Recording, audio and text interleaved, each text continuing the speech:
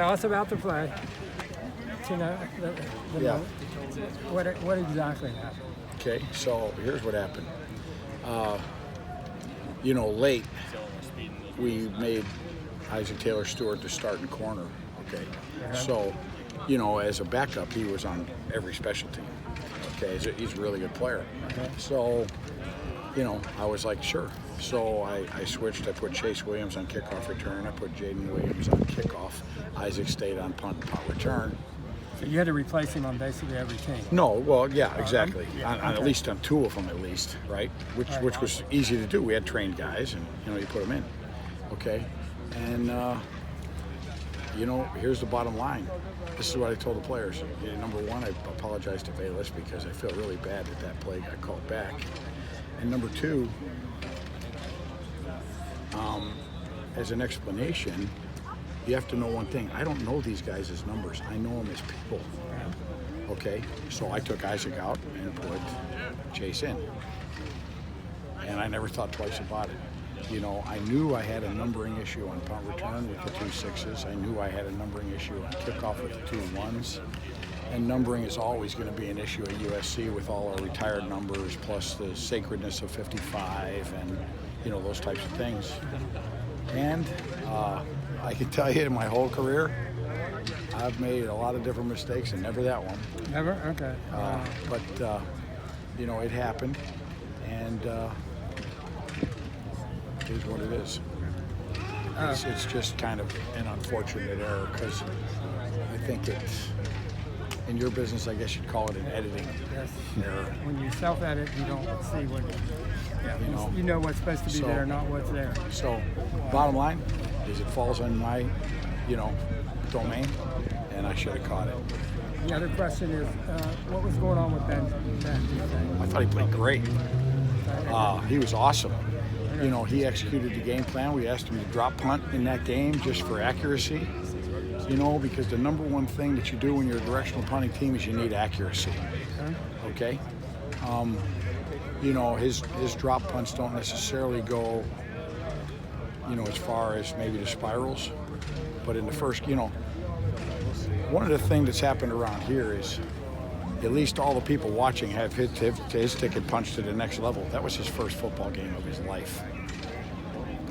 He went in, he saw the defenses, he executed the game plan. Every ball was fair caught. Is there more meat on the bones? Certainly, lots of it. It's going to be a long season. He's going to be. You weren't just sandbagging Stanford? I thought he executed the game plan great. What was your overall impression of the special teams as far as coverage, tackling? Yeah, I thought our coverage was really good. We had the one ball that slipped out to the field that, we had 2 young players, miss a fit, but we got the ball on the ground. And, we missed a cut on a punt return, or that would have gone a long way. Our kickoff return was really good. And snap hold kick was good. Protections were good. We were clean from a penalty standpoint. There's always going to be things you want to do better, always little things you want to clean up, always little places where you go, oh, we left something on the field there, but all in all, I thought they played really well. From a kickoff standpoint, Alex can hit the end zone, it seems like whenever he wants. Are there any situational times where you'll tell him to maybe pooch kick it short into the corner? No, sir. You're always going deep? No. We are always facilitating coverage, and the coverage we're facilitating is between me and the players. But short kickoffs are not part of the game. Located kickoffs are. So yeah. Great. Thanks. You bet. With us. So I'm just kind of going to follow up. He probably asked some of the questions I already did, but just the overall, the special teams, from our perspective, it looked really good. You got off to kind of an interesting start with 2 number 7s in there. But, Right. do you have somebody that's responsible for keeping an eye on that kind of stuff? Well, here's the deal. Ultimately, I'm responsible. I'm named the coordinator. I'm responsible for it. I can only tell you this. As far as a responsibility, and I think what's interesting is maybe an explanation rather than an excuse, because there is no excuse. Okay. But the thing I told the players is this: we made a late change because Isaac Taylor-Stewart was starting at corner. So he was a starter on 5 teams. Punt, return, kickoff, return, a field goal block. And from a workload standpoint, on Friday, it was like, let's take him off 2 of them. So I took him off kickoff, return. I put in Jaden Williams on kickoff. I put in Chase Williams on kickoff, return. Yeah. And the one thing that I think you might want to know, people want to know, I don't know our players' numbers. If you gave me a test on them, I'd probably fail it miserably. I know them as men. Yeah. I know them as people. And so I knew I had a 6 problem on punt return. I knew I had a 1 problem on kickoff. And I didn't see that. On top of the fact, if I did see him as a number, I see him as 17. I don't see him as 7. Mm-hmm. It's a new number for him. Okay. 17 last year, in case people don't know. Yeah. So here's the deal. I replaced a player. I put him in. I called the huddle up. I sent him out on the field. Had no idea. Editing error, oversight. The unfortunate thing for it is, I think our kickoff return was unstoppable the other night. Yeah. And it cost our team a fast start and Bayless an 80-yard return. And for that, I'm really sorry. But made a mistake. But the mistake made was just one of the things that happened. So we understand that. But overall, just in going down the list of all your guys, I mean, punting, kicking, returning, was there any part that you were unhappy about? I was happy with the snapper, really happy with the holder, really happy with the punter. That was his first football game of his life.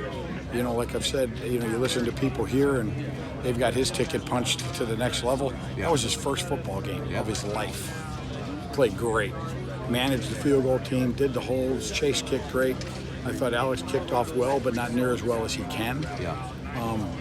Our coverage was really good. We missed one little fit out there to the field, but got the ball on the ground at the 34 or something, and Alex really triggered and made a nice tackle. And I thought our return game was really good. We had a chance to block a punt and didn't get it done, which would have blown the game open. Yeah. Fresno State as well as anybody. I mean, everybody in Fresno knows you. You know people in Fresno, so Sure. you kind of know the Fresno State football program. They're well coached.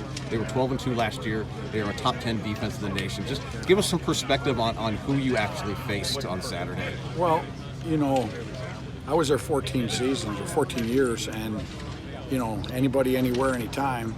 And in 2005, I came here with a team that played a USC team at that point that had won 34 in a row. And we lost by 8 points, ironically, and threw an interception to the safety at the end of the game going into the east end zone. And that was an 8-point game. Fresno State won the Mountain West last year. I think it'll be them and Boise again. They had a great-looking football team, even better looking than I thought. Yeah. The other thing is they had to replace 8 starters on defense, a quarterback, so we saw the structure of their defense, but we had no idea what the personnel was we were going to play. We were new players, and they recruited really well. They play Minnesota this week, and I think Minnesota's got all they can handle. Yeah. But, there are certainly a lot of things that we can do a little bit better and clean up. And one thing I've learned over my years in college football is, first games are amazing with college kids. The nervous energy because of the wait for a year, no preseason games, it's incredible. And, we need to settle down and just execute and play a little better. And I think things can go dramatically differently. Okay, so last season, some of the main problems that seemed to persist were a lot of penalties, personal foul stuff.